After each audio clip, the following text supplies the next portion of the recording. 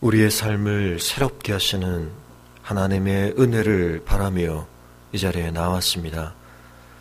주님, 그 무엇도 우리를 근본적으로 온전히 새롭게 할 수 없사오나 오직 십자가 위에서 흘려주신 그리스도의 보혈의 은혜와 공로만이 우리를 새롭게 하실 수 있음을 믿습니다.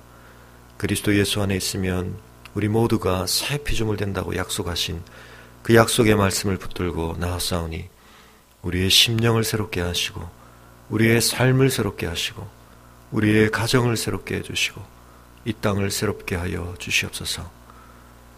또한 기간 동안 나라를 지역을 섬길 일꾼들을 뽑았습니다. 그러나 아버지 하나님, 사람이 바뀐다고 이 땅이 새로워지는 것이 아니라 그 사람들 속에 변함없이 도사리고 있는 죄의 세력들이 극복되어지고 그리스도의 보혈의 능력이 드러나야 이 땅이 새로워질 줄 믿사오니 주님, 이 일을 위하여 이 땅에 세우신 좀나무 교회가 그 역할을 아름답게 감당하는 주님의 건강한 나무로 자라갈 수 있도록 주님 은혜 베풀어 주시옵소서. 우리가 다른 무엇 가운데 자라가기를 원하지 아니하며 복음을 깨달아가고 복음을 확신하며 복음을 삶으로 살아내며 복음을 삶으로 선포하는 이 일에 주님 저희가 자라가기를 소원합니다. 오늘도 주님의 십자가 앞에 우리가 함께 나아가오니 주의 성령께서 우리와 함께하여 주시옵소서. 우리의 삶에 은혜를 허락하여 주시옵소서. 감사를 드리고 우리 주 예수 그리스도 이름으로 기도합니다. 아멘. 우리 로마서 3장을 함께 보겠습니다.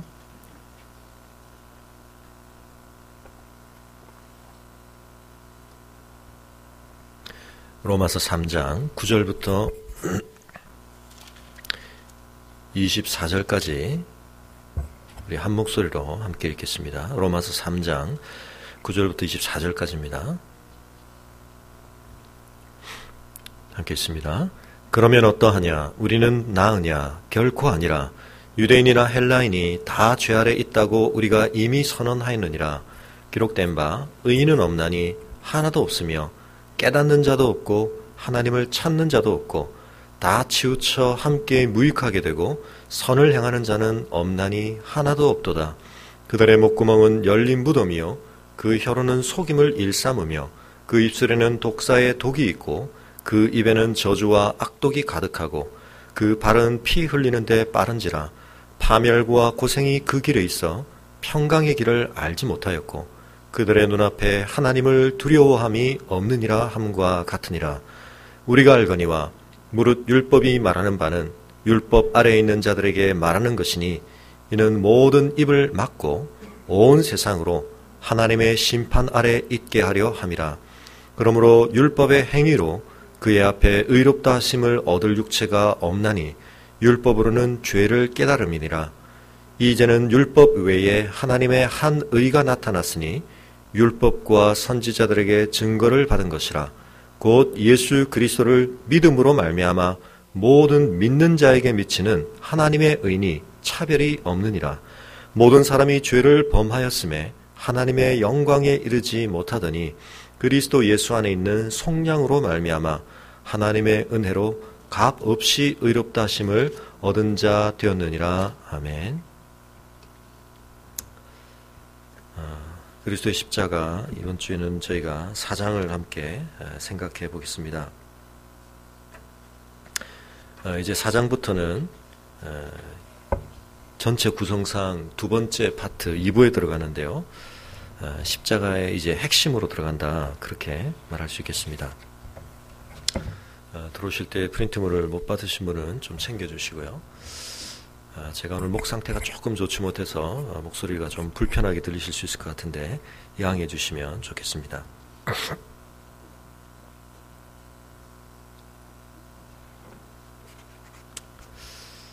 아마 이번 4장도 저희가 오늘 다 함께 생각하지는 좀 못할 것 같고요. 아마 중간쯤까지 우리가 생각을 해야 될 것 같은데, 우리가 책의 진도를 빨리 떼는 게 목적이 아니라 이 책이 말하고자 하는 바를 우리가 깊이 한번 이해하고 되새겨보는 것이 중요하기 때문에 좀 그렇게 진행을 해야 되지 않을까 싶습니다.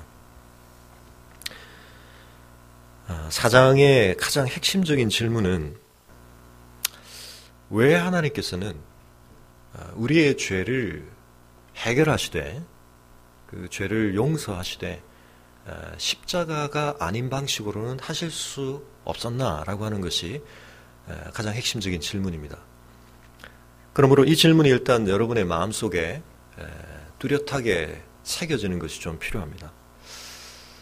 나는 그런 질문을 생각해 본 적도 없고 나한테는 그 질문이 별로 중요하지 않다. 뭐 그런 분이라면 이미 그 문제에 대한 충분한 답이 있으셔서 그러실 수도 있겠지만 이 질문의 정면으로 한번 부딪혀보는 기회가 없으셔서 그러실 수도 있다고 생각을 합니다.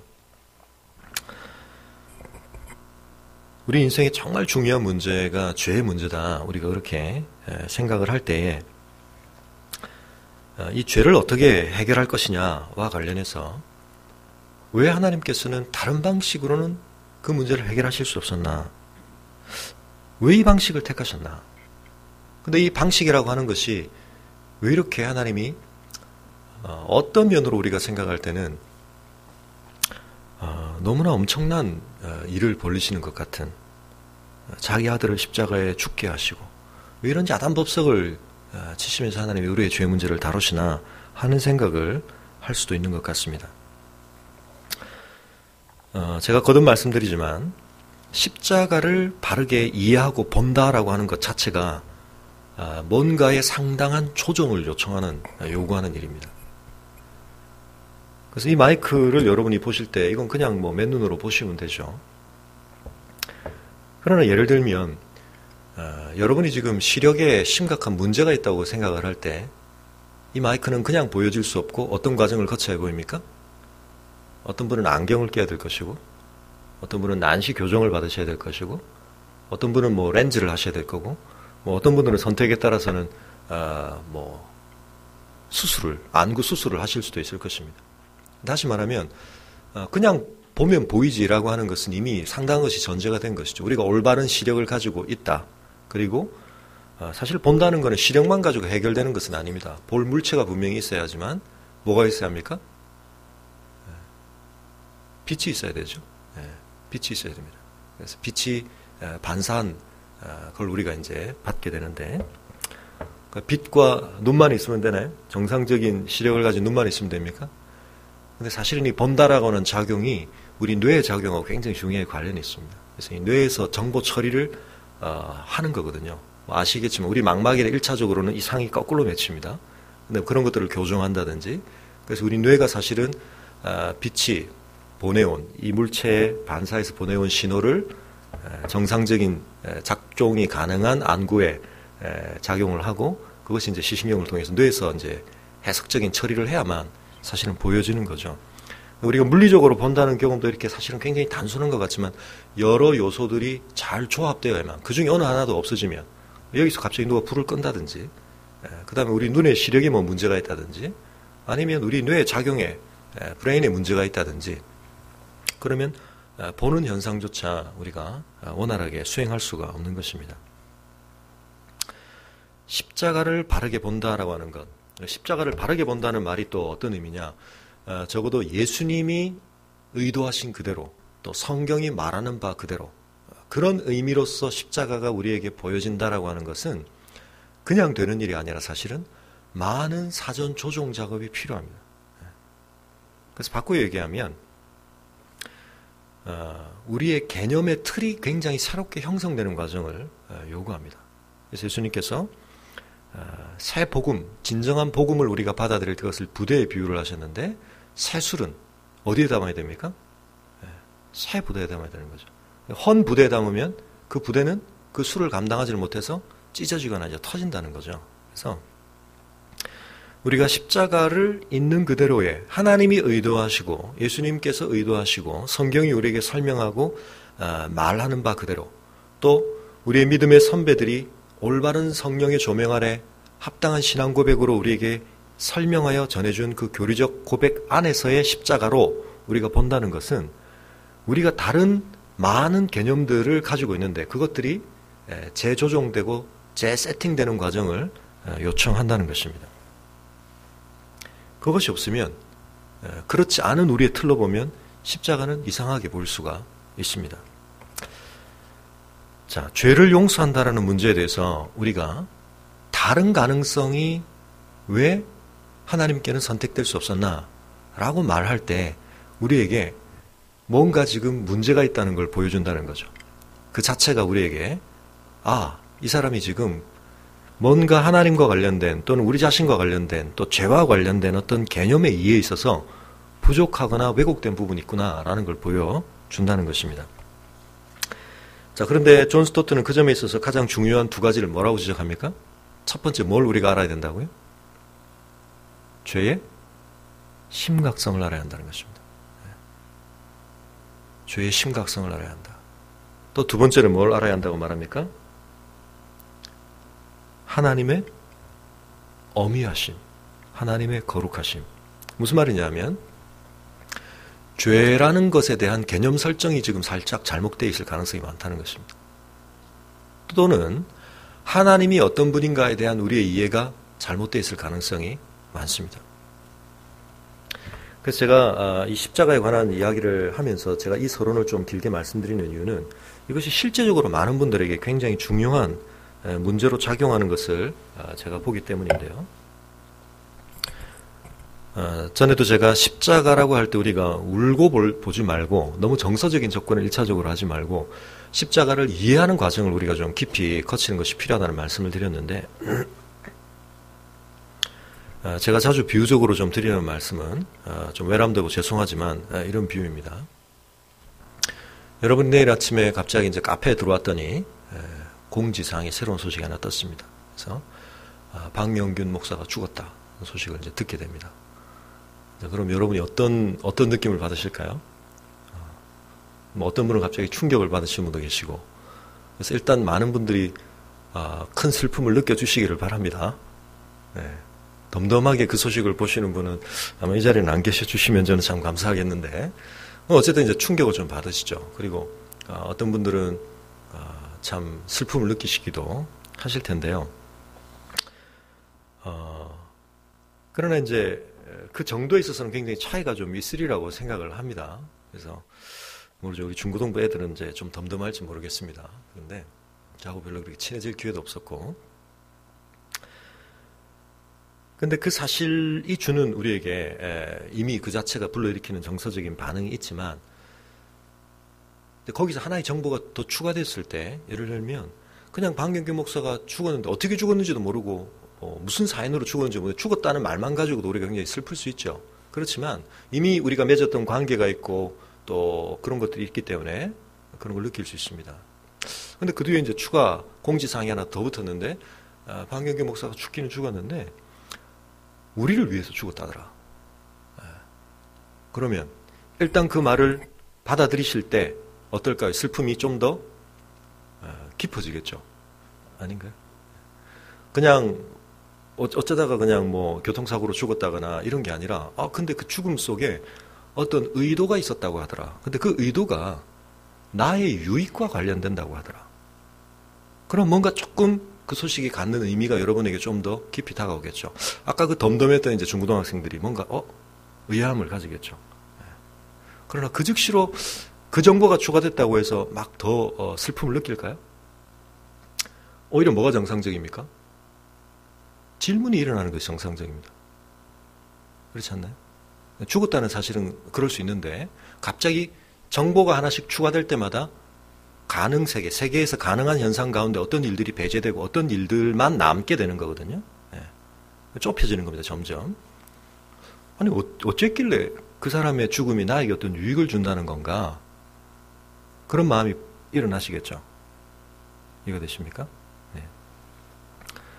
대단히 죄송한 말씀이지만 교회 안에 예수님의 십자가를 받아들이시고 이해해 가시는 과정에서 요 정도 단계에서 멈춰 있는 분들이 굉장히 많습니다. 알고 있는 건 뭐냐면 예수님이 죽으셨다는 사실, 그 다음 그분이 나를 위해 죽으셨다는 사실, 여기에 대해서는 상당히 많이 듣습니다. 그리고 강조를 받습니다.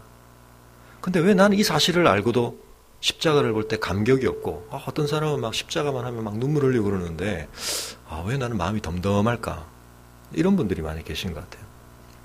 그분의 문제는 내가 완악하구나. 내가 감정이 메말라 있구나. 또는 내가 진짜 은혜를 못 받았구나. 하나님의 참 은혜를 받으면 내가 이렇게 있지는 않을 텐데. 이렇게 생각이 넘어가는 건 너무 점프를 하신 겁니다. 거기 뭐가 필요합니까? 아니 왜? 그분의 죽음이 나에게 어떤 방식으로 왜 유익을 주는 거야에 대한 질문이 일어나는 것이 정상적인 거죠. 맞나요? 그런 것 같으신가요? 네. 그래서 이제 정보가 하나 더 추가됐습니다. 제가 이제 아직도 이 이야기를 별로 업데이트를 잘 못했습니다. 그래서 늘 제가 하는 이야기는 우리 분립개척교회 이전에 이제 우리 교회가 샘물교회가 아프간 사태를 경험했기 때문에 이제 탈레반이 한국에 특공대를 보내가지고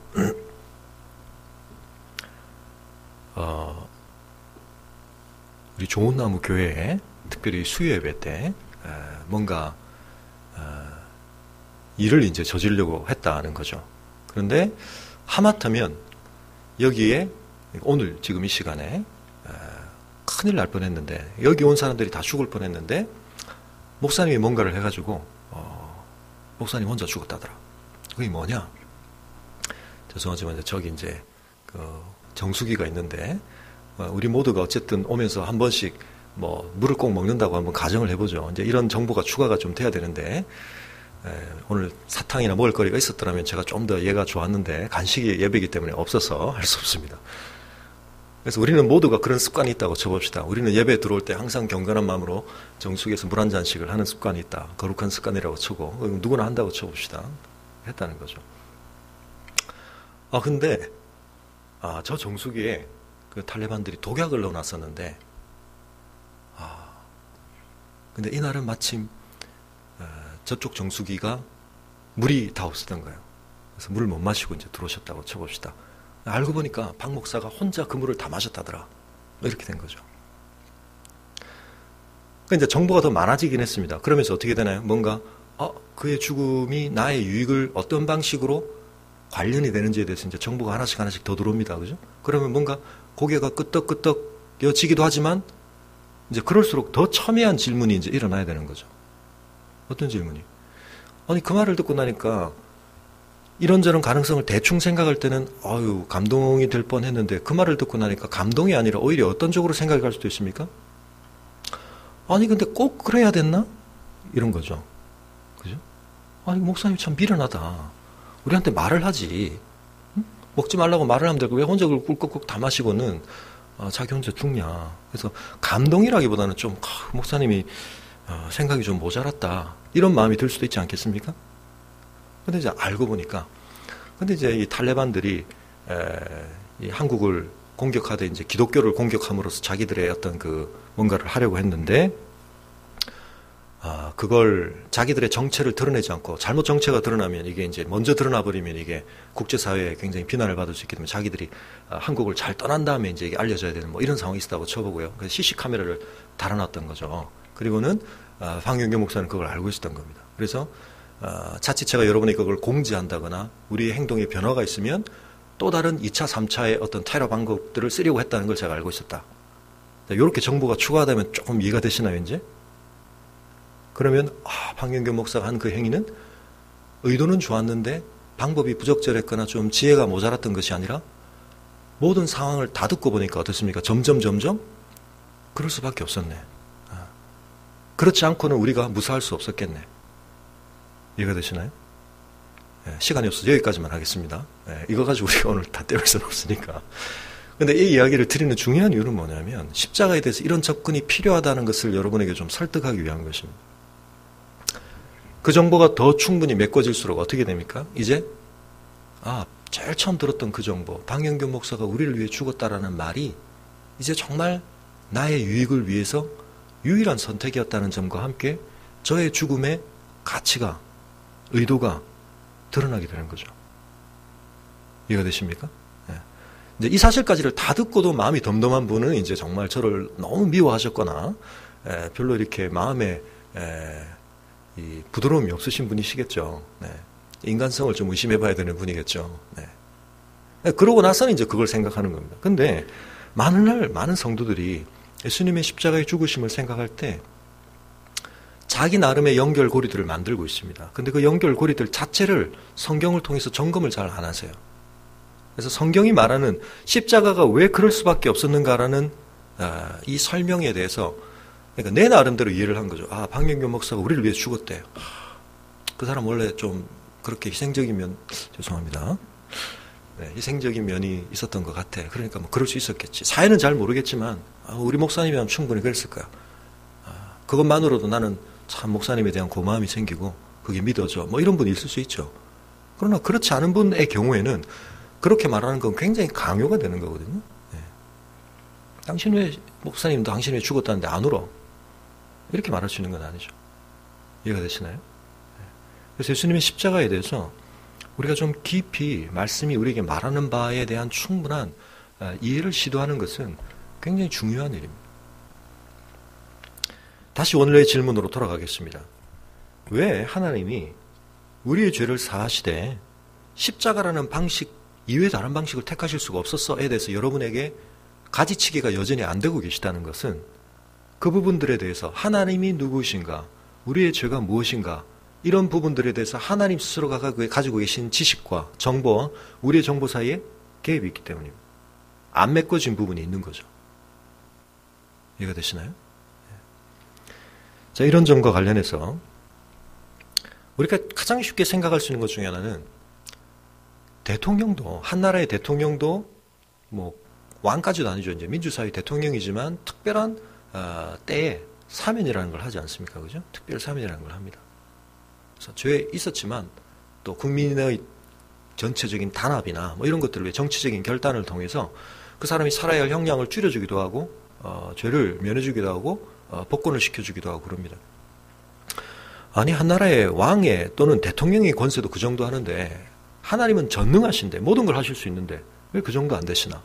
하나님께서 좀 통 크게 온 우주의 평화를 위해서 그래, 너희들이 지금까지 저지른 잘못돼서 내가 그냥 못 본 걸로 할게. 없던 걸로 하자. 왜 이렇게 하시면 안 되나? 라는 생각들을 하는 사람들이 많습니다. 그러니까 불신자들 중에서 십자가가 유일한 구원의 방법이라는 사실을 그 사람이 받아들이게 하는 데 있어서는 뭐가 필요합니까? 그 사람이 가지고 있는 신에 대한 이해, 우리의 죄가 뭔가에 대한 이해가 함께 재조정되는 과정을 거쳐야 되는 거예요. 우리가 복음을 전한다는 게 단지 명제를 덜렁 전달하는 것이 아니라 그 명제가 그 사람 안에 들어가서 그런 이해를 불러일으킬 수 있도록 그 사람의 이해 전체, 다시 말하면 세계관 전체가 조정되는 과정이 없이는 복음에 대한 진정한 이해가 일어난다고 보기 어렵다는 것입니다. 자, 가장 중요한 부분. 여러분이 십자가를 생각하실 때 늘 기억하셔야 될 거. 십자가는 그냥 보이지 않습니다. 십자가를 제대로 본다는 것은 우리가 갖고 있는 모든 실제에 대한, 이 세계 전체에 대한 모든 이해가 성경이 말하는 방식대로 아구가 맞아질 때, 재조정될 때, 그러면 그럴수록 십자가는 더 잘 보입니다. 더 분명하게 보입니다. 더 깊은 의미로 보입니다. 이해가 되시나요? 그러므로 십자가가 우리의 영적 시력에 대한 중요한 시금석이 되는 것입니다. 여러분이 안과에 딱 가면 뭐부터 하십니까? 시력 체크부터 하시죠. 그래서 이게 제대로 보입니까? 안 보입니까? 그럼 점점 이제 안경의 도수가 내려가는 것입니다. 마찬가지입니다. 그리스도인에게 있어서, 아니 모든 인간에게 있어서 십자가를 봤을 때 어떻게 반응하느냐를 보고 우리는 그 사람의 영적인 모든 세계관의 건강성과 참됨을 확인할 수 있는 것입니다. 근데 십자가를 딱 보니까 헬라인은 뭐라고요? 저건 너무 어리석은 거야. 자기들의 지혜 관점에서 보니까 그렇게 보이는 거죠. 저건 미련한 거야. 유대인들이 볼 때는 저건 말이 안 되는 거야. 걸려 넘어지는 거예요. 사울이 걸려 넘어지는 것입니다. 받아들일 수 없어. 근데 그건 십자가를 못 받아들이는 게 아니라 십자가를 받아들일 수 없도록 그들의 세계관이 이미 세팅이 되어 있기 때문에 그런 거죠. 그래서 여러분, 십자가가 제대로 보인다는 것은 우리의 영적 자기 점검에서 대단히 중요한 것입니다. 근데 여러분, 저도 지금 시력이 안경을 끼고 어느 정도 보이는데 여러분 아시겠지만 우리 시력이 훨씬 더 좋아질 수 있습니다. 우리가 이제 적당하게 이제 익숙해서 사는 건데, 우리 익숙하게 살다 보면 이렇게 보이는 게 전부인 줄 아시는데 안경을 안 끼다가 안경을 탁 끼시는 순간 어떻게 됩니까? 세상이 이렇게 밝았어? 이런 것처럼. 십자가가 이런 거였어? 십자가 속에 이런 깊은 의미가 있었나? 이런 것들을 우리가 이제 보는 것이 필요한 것이죠. 그리고는 그 십자가를 제대로 보게 된 그 시력, 그 눈을 가지고 어떻게 해야 됩니까? 세상을 봐야 하는 것입니다. 나를 봐야 하는 것입니다. 아하, 세상은 이런 거구나. 십자가에 초점 안 맞춰진 눈으로 봐도 세상은 보입니다. 그러나 그렇게 본 세상은 우리가 세상을 제대로 보고 있는 것이 아니라 잘못 보고 있다는 거죠. 그러면 십자가를 제대로 딱 보고 나서 세상을 보니까 어떻게 됩니까? 이게 생명의 길인 줄 알았는데, 이게 영광의 길인 줄 알았는데, 십자가에 눈을 딱 맞추고 보니까 어떻게 보입니까? 이게 죽음의 길이구나. 멸망의 길이구나.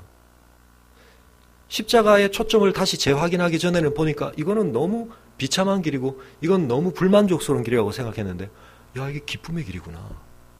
이게 보람 있는 길이구나. 이거 갈만한 길이구나. 그리고 그걸 할 수 있는 능력을 주신다는 거. 제가 이제 관점에 대해서만 말씀드렸지만 능력의 차원으로도 적용을 할 수 있습니다. 제가 세물교 있을 때 했던 설교 제목 중에 하나가 십자가를 바라보고 십자가로 바라보라. 제가 그런 제 설교 제목을 단 적이 있는데 이것이 굉장히 중요한 우리의 영적인 재조정입니다. 우리가 기독교 세계관을 한다고 할 때 창조, 타락, 구속의 관점을 잘 갖는 방식으로 세계를 보는 것이 중요한데 십자가라고 하는 것이 그 모든 것의 가장 중요한 중심이다라는 사실을 여러분이 기억해 주시면 좋겠습니다. 그러니까 여러분이 그리스도의 십자가를 깊이 이해하고 나시면 이제 이 문제가 극복이 되셔야 되는 거죠. 아하, 하나님은 그런 식으로 우리의 죄의 문제를 해결하시면 안 되는구나. 그리고 그렇게 해결될 수 있는 문제가 아니구나. 또는 그렇게 해서 만약 하신다고 쳐도 그렇게 되면 어떤 또 다른 심각한 문제가 발생하는 거구나. 에 대해서 감이 오셔야 되는 거죠. 아니 목사님 물 혼자 먹지 말고 우리한테 말하시죠. 아하, 그렇게 하면 이런 문제가 또 다르게 발생하는 거고 그건 그 문제를 근본적으로 해결하는 것이 아니었군요. 이해가 되시나요? 네. 이것이 굉장히 중요한 것입니다. 그러니까 사람들이 십자가의 복음을 들을 때 불편함을 느끼는 것은 정상적입니다. 십자가의 복음을 전하면서 사람들에게 아무런 거리낌이 없도록 만들어주는 것, 이건 제가 너무나 기대하고 기다리던 정말 복된 소식이군요 라고 받아들일 것을 기대하는 것은 우리가 진짜 복음을 전하지 않을 때나 할 수 있는 기대입니다. 바울이 뭐라고 말합니까? 이 십자가의 복음을 전하는 것을 통해서 많은 복음의 전달자들이 우리에게 하는 말이 뭡니까? 우리가 뭘 기대해야 됩니까?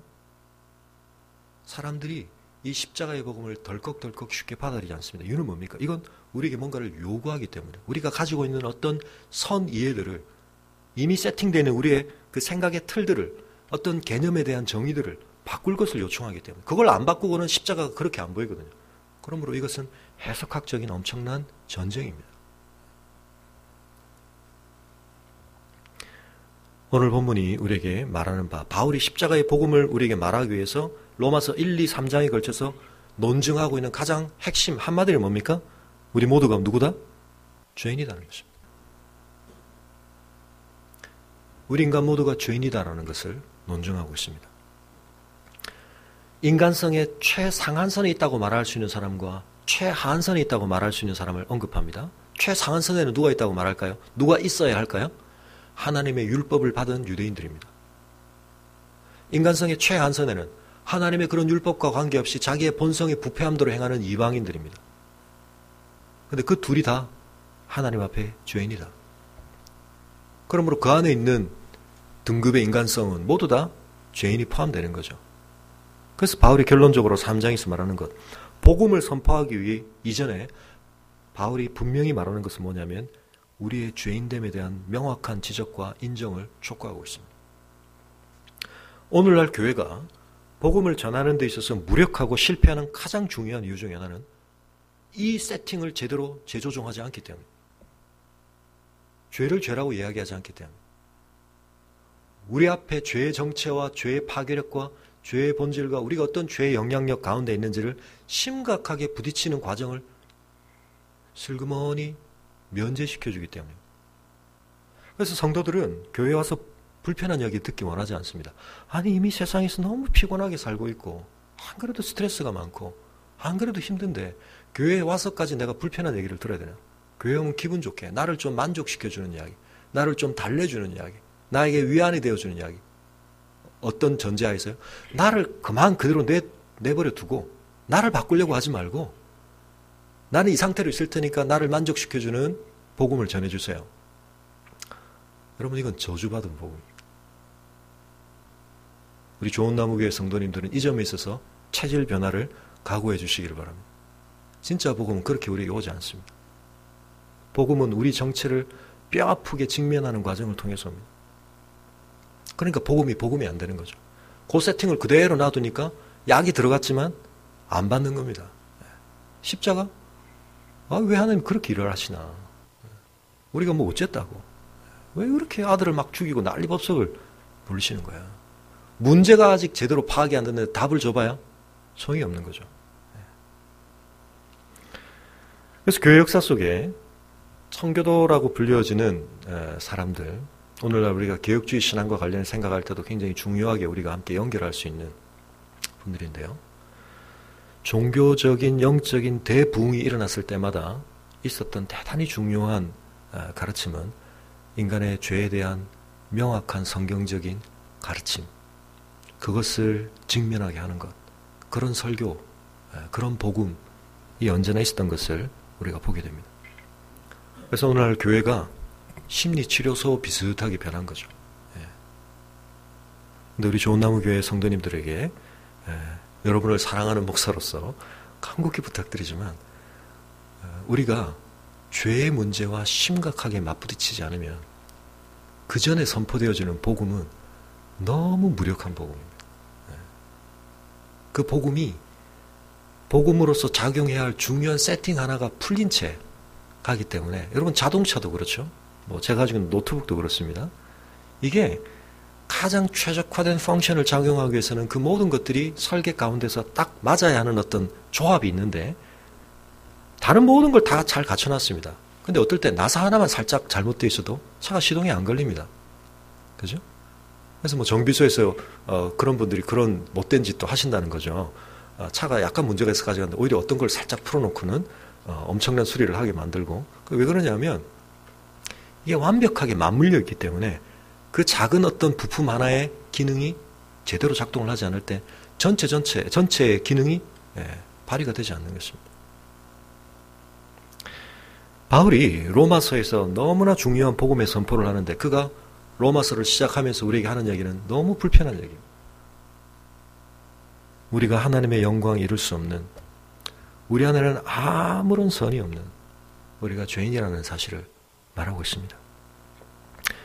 여러분, 이 사실은 우리가 천국에 들어가는 그날까지, 영화를 누리는 그날까지 이 땅에서 성화는 완전한 영화에 이르지 않습니다. 우리는 죽을 때까지 죄와 씨름합니다. 그런 우리임을 우리가 기억할 때 우리가 복음의 능력을 더욱더욱 명확하게 느끼고 확인해 가기 위한 중요한 씨름은 뭐냐면 이 거울 앞에 매일 서는 것입니다. 거울을 멀리 놓고 보면 우리가 꽤 괜찮아 보입니다. 그렇죠? 그리고 거울이 제대로 딱 껴져 있지 않으면 우리가 우리의 문제를 잘 보지 못합니다. 근데 그 거울을 제대로 보는 것이 너무나 중요합니다. 존 스토트가 우리에게 말하는 바 죄의 심각성을 우리가 깨달아야 한다.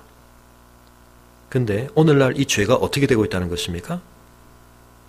다른 것들로 약화되고 있다는 것입니다. 치환되고 있다는 것입니다. 환원되고 있다는 것입니다. 죄를 그냥 구체적인 행위들 몇 가지들로만 우리가 국한시켜 생각하는 습관들이 일어나고 있다는 것입니다. 이건 왜 그러냐면 우리 사회의 법 제도 자체가 우리가 이제 법이라는 걸 통해서 죄라고 하는 문제를 심각하게 느끼게 되는데 우리가 지금 적용받고 있는 법은 가면 갈수록 더 명문화되고 있고 의무 규정을 명확하게 우리가 규정하는 방식으로 법을 만들어가고 있습니다. 그런데 그렇게 되는 이유는 뭐냐면 우리가 영향받는 관계성 자체가 변화되었기 때문인데 우리가 소위 1차 사회라고 말하거나 대면 접촉이 가능하던 전통 사회의 경우에는 훨씬 강력한 도덕률들이 작용합니다. 그래서 그런 때에 있어서는 명문화된 것보다 훨씬 강력한 어떤 규범들이 작동 가능합니다. 그런데 우리 사회가 훨씬 다원화되고 거대화되고 복잡화되면서 우리는 한 번 그냥 맞부딪히는 사람들과의 관계 안에서도 우리의 서로의 관계에 대한 의무 규정들을 해야 하는 그런 시대에 이제 접어들게 되면서 사실은 이 도덕 윤리학도 이제 그렇지만 의무론적 윤리가 더 중요하게 나오게 된 이유 중에는 이런 우리의 관계성의 변화가 이제 중요하게 작용을 하는 것입니다. 그런 데 있어서 명시적인 법이 필요합니다. 근데 이 명시화 가능한 법이라고 하는 것은 사실은 그러나 최소한의 법입니다. 적어도 이거는 안 지키면 안 되겠다라고 우리가 생각하는 최소한의 룰에 대해서는 명확하게 명시하는 것입니다. 그러므로 세상의 법의 관점에서 내가 소위 애정남이 말하듯이 경찰 출동하고 쇠고랑 차게 되는 상황만을 우리가 죄라고 생각하게 되는 것은 우리의 죄의 개념이 굉장히 축소되는 것입니다. 이해가 되시나요? 그런 관점에서 보면 나는 세상 법에서 저축받을 일이 없으니까 나는 꽤 의롭게 사는 사람이 되는 거죠. 이 문제가 동일하게 복음 안에서는, 성경 안에서는 누구에게 일어났습니까? 바리새인들에게 일어났습니다. 바리새인들이 우리에게는 이미 딱 지표가 딱 붙어 있습니다. 이 사람들 나쁜 사람들, 문제가 심각한 사람들. 근데 여러분, 예수님 당시에 바리새인들을 알았던 사람들의 생각 속에서는 전혀 정반대의 생각이 그들에게 있었습니다. 이 사람들은 굉장히 거룩한 사람들, 경건한 사람들, 하나님 나라의 도래를 열망하며 사모하는 사람들입니다. 이 백성들의 삶에서 율법이 온전히 실현되는 삶이 이루어져야 하나님의 나라가 도래한다고 하는데 그걸 우리가 한번 이루어보자. 우리가 율법대로 살아보자. 경건한 사람들이었습니다. 이 백성들이 왜 율법을 못 지키며 사느냐? 율법을 구체적으로 지킨다는 게 뭔지를 잘 모르는구나. 그러니까 이 법 조항만 줘가지고는 사람들이 잘 파악을 못한다. 그래서 여러분 이 연역적인 추론을 한다는 게 참 어렵거든요. 그래서 수학의 증명 문제가 참 어려운 것입니다. 학생들에게. 왜요? 수학의 증명 문제는 쉽다고 하는 이유는 뭡니까? 아니 이 안에 다 들어있는 걸 끄집어내라는데 그걸 못 끄집어내? 그게 잘 안 보이죠. 어려운 것입니다. 아니 이 법이 말하는 바를 구체적인 삶에서 어떻게 적용할지를 모른다는 거야? 쉽지가 않은 것입니다. 그러니까 사법부에 들어가는 분들이 공부를 많이 하는 중요한 이유 중에 하나도 그게 쉽지 않기 때문이죠. 법으로 명문화되어 있는 것은 추상적인데 삶에서 발생하는 문제들은 훨씬 더 개별적이고 구체적이고 복잡한 상황들 속에서 발생하는데 이게 어떻게 적용돼야 되는지를 판단한다는 게 쉬운 문제가 아닌 것입니다. 그러니까 여러분 큐티를 한다거나 우리가 하나님의 말씀대로 산다라고 하는 기독교 세계관적인 삶의 실천을 한다고 할 때 이 문제가 그대로 적용이 됩니다. 원리를 알되 그 원리가 좀 다른 요소들이 더 많이 복잡하게 얽혀있는 상황 속에서 어떻게 적용이 되어야 되는 거야 라는 것을 판단하는 것은 쉬운 일이 아닙니다. 그래서 우리가 큐티를 매일 하는 것을 통해 사실은 이 훈련을 한편은 가다듬는 것입니다. 그런데 이걸 대신해 준 사람들이 어떤 의미에서 바리새인들입니다. 이 율법, 요거를 구체적인 삶에서 지킨다는 건 요런 행동들을 하는 거야. 안식일을 지키되 물건을 옮기지 마라. 어느 정도 그런 무게, 어느 정도 크기, 그리고 어느 정도 거리까지를 아니어야 하는가에 대해서 구체적으로 정해주는 거죠. 세칙들을 단 것입니다. 근데 예수님께서 와서 그 좋으신 예수님이 세리와 창기조차 친구처럼 받아주시던 예수님이 엄청난 저주의 말씀으로 비난한 사람들이 유일하게 이 바리새인들입니다. 이유는 뭡니까? 이 사람들의 처음 의도는 그렇게 시작됐지만 그런 시도들이 계속 진행되는 과정에서 이 사람들이 어떤 잘못에 빠졌습니까? 이 율법이 해야 할 기능을 왜곡시켜버렸다는 것입니다. 오늘 본문에 말하는 바와 같이 율법은 우리에게 유익이 분명히 있습니다. 뭘 합니까? 20절에 말하는 바와 같이 우리의 죄를 깨닫게 합니다. 이게 율법의 가장 중요한 기능 중에 하나입니다. 율법의 거울은 우리의 죄인됨을 발견케 하는 것입니다. 근데 문제는 그 하나님의 율법을 잘 지키자고 세칙을 달았던 바리새인들이 만들어 놓은 율법의 거울에 변형이 생겨버렸습니다. 어떻게 해요? 사람들이 그 율법 앞에 서서 내가 이렇게 연약하고 부족하고 내가 이렇게 문제투성이고 나를 발견하는 게 아니라 오호, I'm okay. 나 이제 괜찮군. 왜요? 다 지키고 있거든요. 그래서 자기를 의롭다고 느끼게 만들어주기 시작했습니다. 예수님이 이건 지금 심각한 잘못을 저지르고 있는 것이라고 그들을 지적하는 것입니다.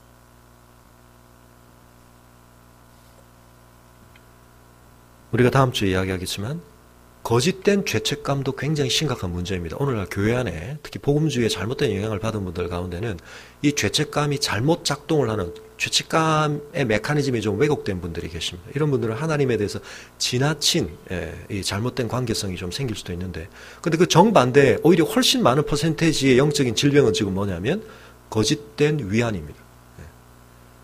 자기의 문제를 파악하지 못하는 지금 영적인 질병입니다.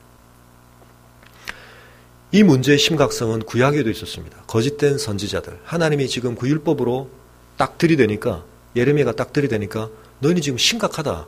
근데 하나냐 같은 거짓 선지자 나타나면 뭐랍니까? 전혀 문제 없어. 평안하다, 평안하다, 평안하다. 근데 사람들은 누구 말 듣기를 좋아할까요? 거짓 선지자 말 듣기를 좋아하는 것입니다.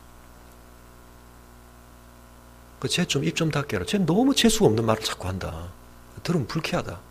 근데 하나님 나타나가지고 평안하다, 평안. 길어야 2년이다. 포로. 길게 안 간다. 웬 70년? 하나님이 멍에를 메고 다니게 하시니까 상징적으로 이렇게 진짜 된다. 탁 멍에를 꺾어버리고 절대 그런 일이 없다. 예레미야가 뭐라고 하면 나도 그렇게 됐으면 좋겠다. 쇠멍에를 또 메고 다니죠. 얼마나 재수 없었겠습니까? 조나단 에드워드라고 네, 조나단 에드워드 맞나요? 제가 지금 갑자기 이름이 제가 지금 감기 증세로 인해서 네, 제가 다음 주에 다시 네.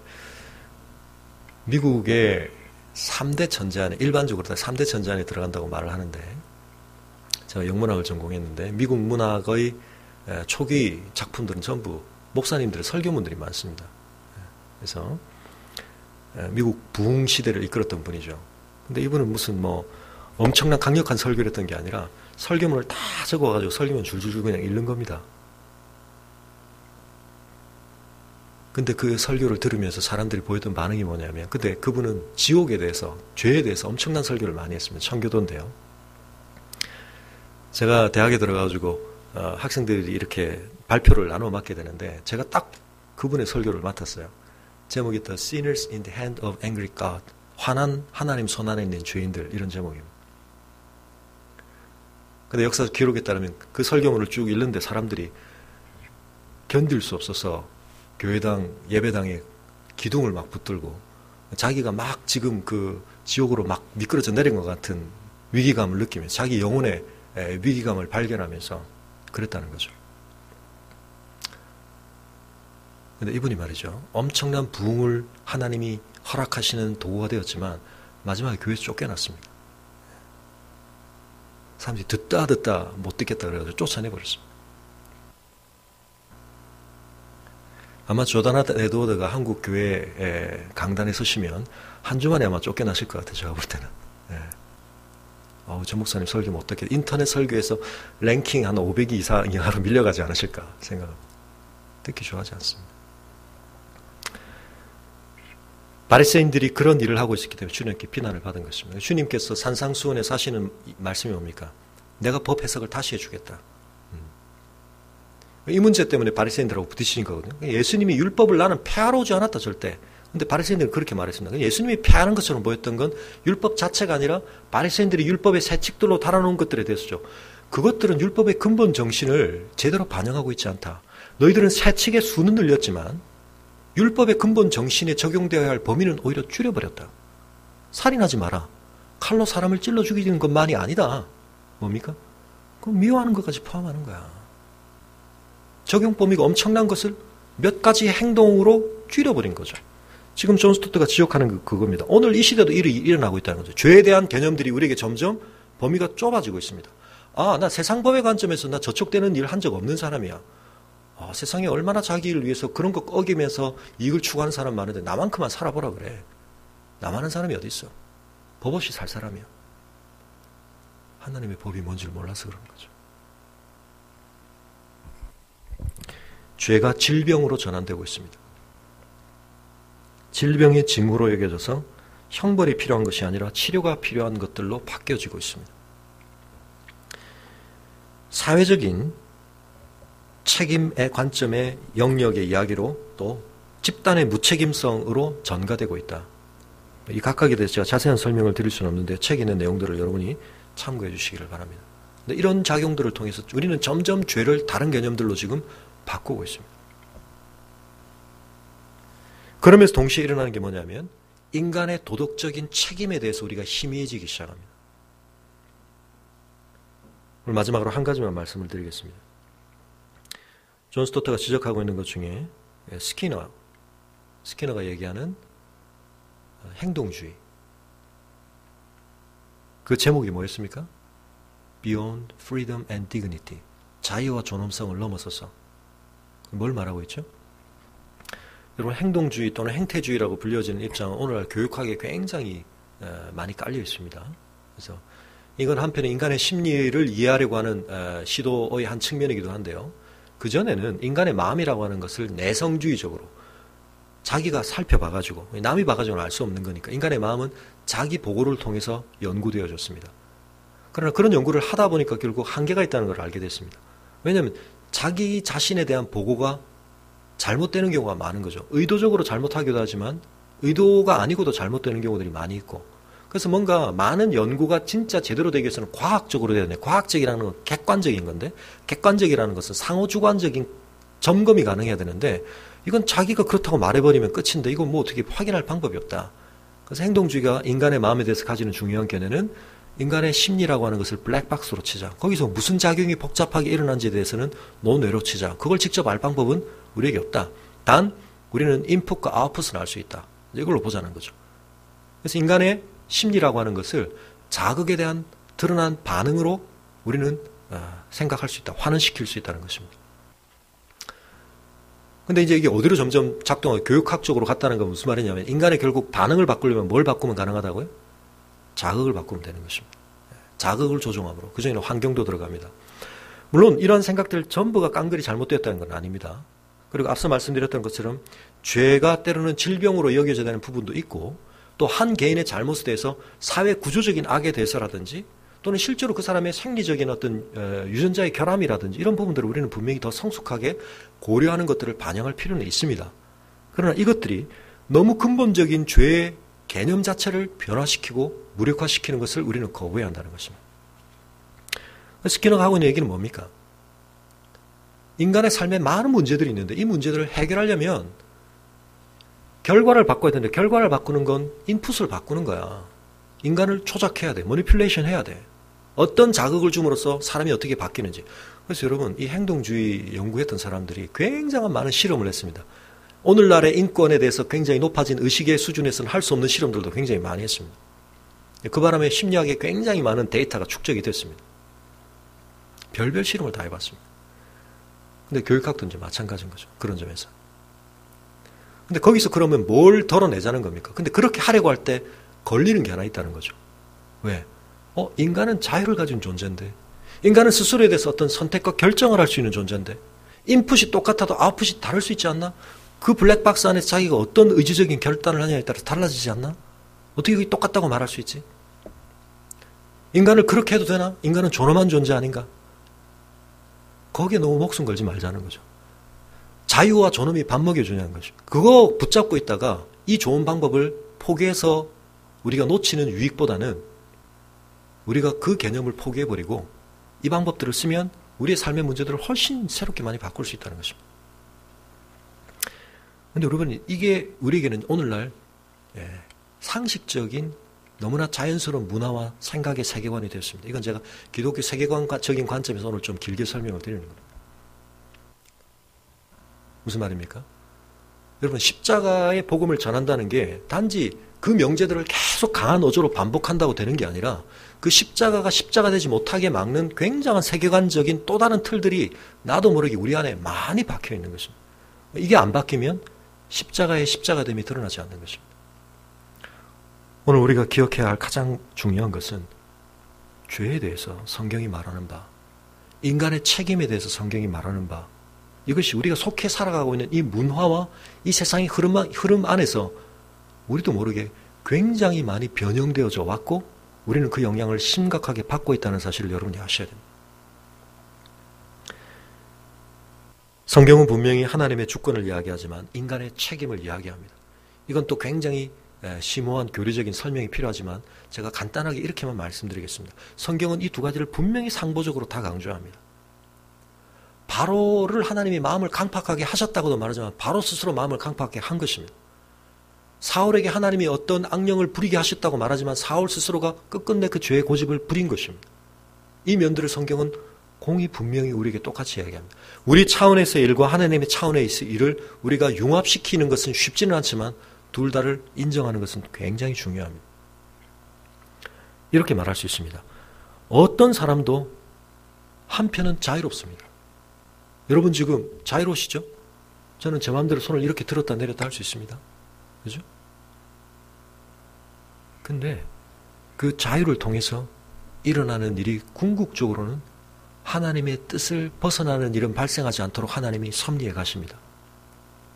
근데 놀랍게도 그 자유를 통해서 어떤 사람은 하나님이 기뻐하시는 일을 성취해 가는 사람이 있습니다. 사무엘하 7장의 다윗처럼.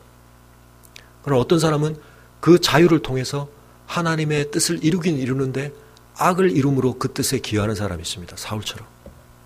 여러분 어디에 서시겠습니까? 그래서 한쪽 생각에 극단에 빠지시면 안 됩니다. 이랬든 저랬든 하나님이 나를 알아서 뭐 어떻게 하시겠지. 아닙니다. 하나님이 그건 주권을 인정하는 거룩한 고백인 것처럼 보이지만 나에 대한 책임을 부여하신 하나님의 인정을 거부하는 것입니다. 내 마음대로 난 모든 걸 다 할 수 있어. 하나님의 주권을 너무 약하게 보는 것입니다. 이 둘을 명확하게 붙드는 것이 대단히 중요합니다. 제가 새벽기도에 말씀드렸지만 솔로몬이 분명히 자기 손으로 성전 지었습니다. 그래놓고 뭐라고 말합니까? 내 손으로 이뤘다고 말합니다. 하지만 동시에 하나님이 하나님 손으로 이루셨다고 말합니다. 이 두 가지는 같이 가는 것입니다. 그런데 같이 가되 어느 방향으로 같이 가느냐는 전혀 다릅니다. 우리가 죄의 종노릇을 할 것이냐 의의 종노릇을 할 것이냐. 우리가 가장 안 좋은 상태는 귀신 들림의 상태입니다. 우리의 자유가 가장 억압되는 상태입니다. 그런데 놀랍게도 성령 충만한 것을 사람들이 오해하시는데 성령 충만한 것은 우리의 자아가 가장 놀라운 자율성을 발휘하는 상태입니다. 어느 쪽을 택하시겠습니까? 우리가 죄에 대해서 생각할 때 이 책임의 문제를 건강하게 받아들이기 위해서는 하나님의 주권과 우리의 자유의지에 대한 또한 우리의 이해가 성경적으로 조정될 필요가 있습니다. 자, 오늘은 여기까지 하겠습니다. 이 내용들을 통해서 제가 여러분에게 지금 오늘 강조드린 핵심은 어떤 면에서 딱 하나입니다. 십자가를 바르게 본다는 것이 사실은 우리의 생각의 부대를 바꾸는 것을 요구하는 거구나. 끊임없는 씨름을 요구하는 거구나. 그래서 여러분, 우리는 세상이 죄에 대해서 무감각해지고 무기력해질 때 죄에 대해서 민감해져야 됩니다. 우리의 책임에 대해서 하나님 앞에 예민해져야 합니다. 성령이 민감해져야 합니다. 하나님의 말씀 앞에 거울 앞에 서는 것을 더 부지런히 해야 됩니다. 그럴 때 오직 그 심각한 문제에 우리가 직면해서 화로다 나는 망하게 되었다. 오호라 나는 공고한 자라. 누가 이 사망의 몸에서 나를 건져내랴. 그 깊은 절망 속에 처할 때 오직 유일한 하나님의 구원의 은혜에 대해서 우리가 제대로 된 발견을 하는 것입니다. 목사님, 저는 이미 회개를 다 했고 죄의 문제는 극복을 했는데요. 근본적인 죄에 대한 회개를 우리가 했다고 해서 죄와의 씨름이 끝나지 않습니다. 그래서 우리가 영적으로 더 은혜를 누려가면 누려갈수록, 바꿔 말하면 조명이 더 밝아지면 밝아질수록 우리가 어두울 때 못 보던 걸 더 보게 됩니다. 그래서 성령 충만해지면 충만해질수록 내 죄에 대해서 훨씬 더 예민해지고, 이전에는 그걸 죄라고 얘기하지 않았던 부분들에 대해서 우리가 아파하게 돼요. 여기 데이비드 브레이너드의 일기 같은 걸 읽어보십시오. 정말 얘기했을 때 우리가 조금 주의를 해야 되긴 하는데, 지나친 잘못된 죄책감을 우리가 경계선을 잘 꺼야 되긴 하는데, 우리가 볼 때는 너무 하나님 앞에 거룩하게 산 사람입니다. 근데 자기 자신에 대해서 얼마나 엄격한지 모릅니다. 얼마나 처절한 씨름을 하고 있는지 모릅니다. 근데 우리는 거꾸로 갈 때가 많습니다. 우리 자신에 대해서 너무 우리가 너그럽습니다. 근데 그게 우리를 잘 대우하는 게 아닙니다. 왜요? 동시에 하나님의 은혜가 우리 안에서 무력해집니다.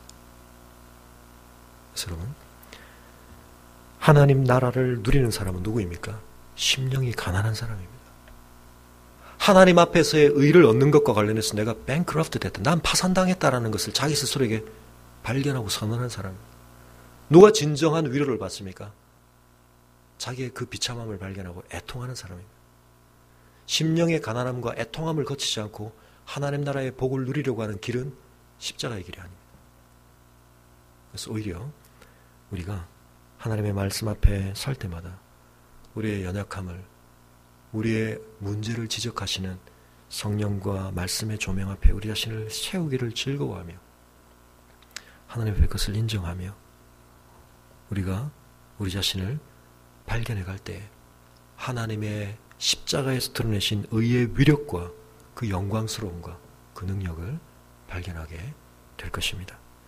우리가 앞으로 그런 씨름들을 계속해 나가고 우리 좋은 나무교회는 좀 그런 교회가 되었으면 좋겠습니다.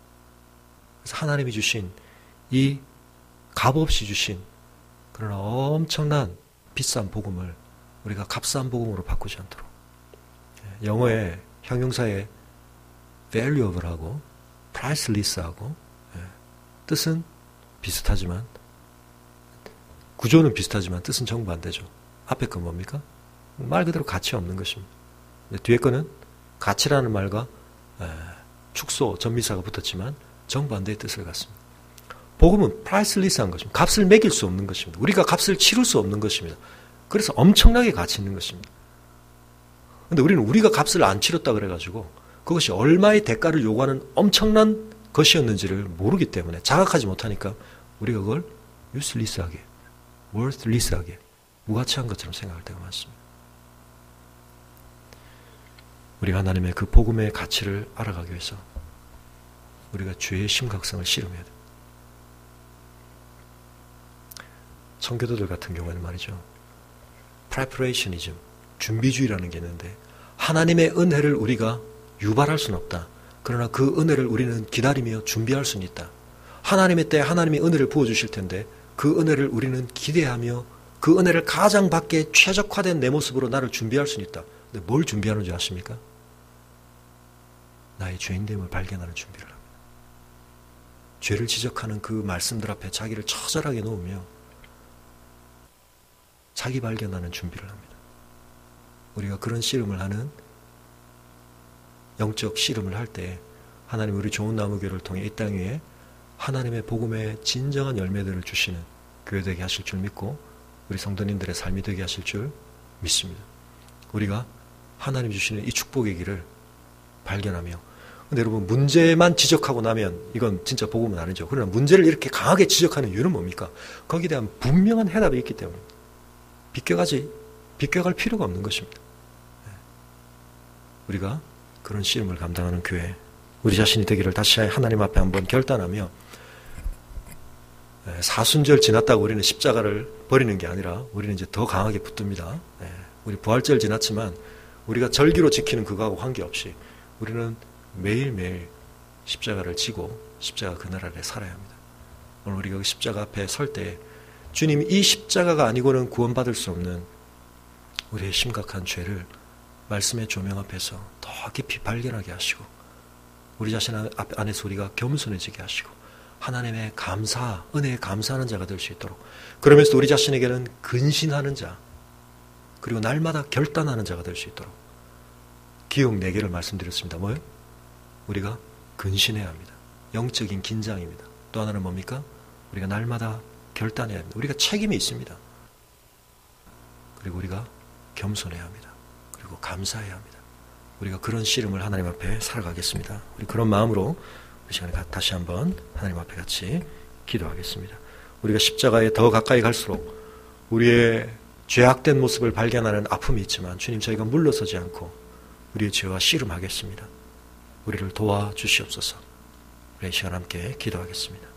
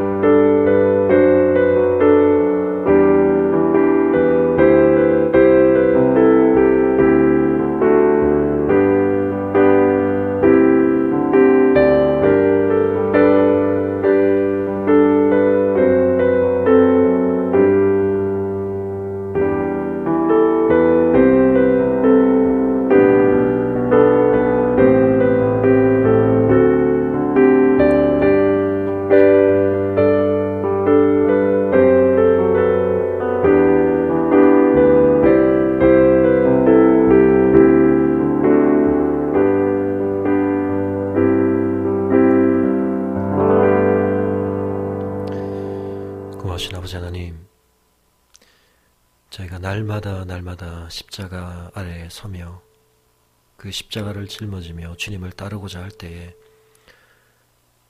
저희의 본성이 거부하고 회피하고자 하는 우리 자신의 정체에 직면하는 이 일들을 거쳐가야 하는데, 말씀의 거울 앞에 설 때마다, 하나님의 성령의 조명하심 앞에 설 때마다 주님, 저희 자신의 연약함과 죄악됨을 발견하는 주님, 이 씨름에서 저희가 물러서지 않도록 도와주시고, 우리 주 예수 그리스도의 구원의 은혜의 그 달콤함을 누리기 이전에 하나님의 그 선하심의 참 그 부드러움만을 우리가 만끽하기를 원하기 이전에 이 십자가가 아니고는 결코 해결될 수 없었던 우리 영혼 깊은 곳에 독소로 자리 잡은 이 죄와의 부단한 씨름의 필요성을 충분히 자각하는 저희가 될 수 있도록 도와주시옵소서.